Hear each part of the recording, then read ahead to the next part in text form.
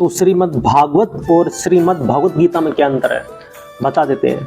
तो श्रीमद् जो भागवत है उसमें 18,000 श्लोक हैं और उसमें भगवान श्री कृष्ण की विस्तृत लीलाओं का वर्णन है। आप 10वें स्कंद पढ़ोगे भागवत का तो भगवान कृष्ण की लीलाओं का विस्तार से वर्णन है, चाहे वो पूतना वध हो, चाहे वो अगासुर वध हो, चाहे वो बकासुर वध हो। और 11वें स्कंद में तो ज्ञान भरा पड़ा है। 11वें स्कंद में उद्धव गीता जो उद्धव जी को भगवान श्री कृष्ण ने सुनाई थी, जो उद्धव गीता नाम से प्रसिद्ध है। 9वें स्कंद में आप पढ़ सकते हो सूर्यवंश और चंद्रवंश का वर्णन।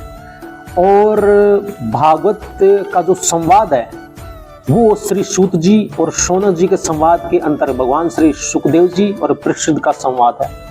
तो ये भागवत पुराण ज्ञान से भरा पड़ा है। तो भागवत महापुराण में 18 श्लोक हैं।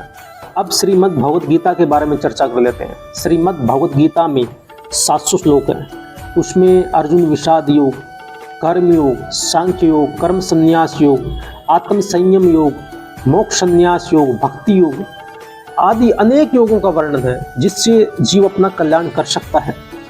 और ये श्रीमद् जो भगवत गीता है ये महाभारत से ली गई है। महाभारत में 18 प्रधान पर्व है। उन 18 प्रधान पर्वों में भीष्म पर्व है।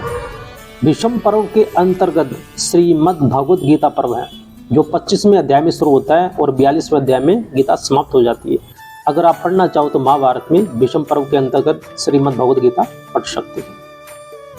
और एक बात और बता दूं, ये संवाद जो है वो ये जो संवाद है गीता का वो वैशंपायन जी और जन्म जी के संवाद के अंतर्गत धृतराष्ट्र और संजय का संवाद है।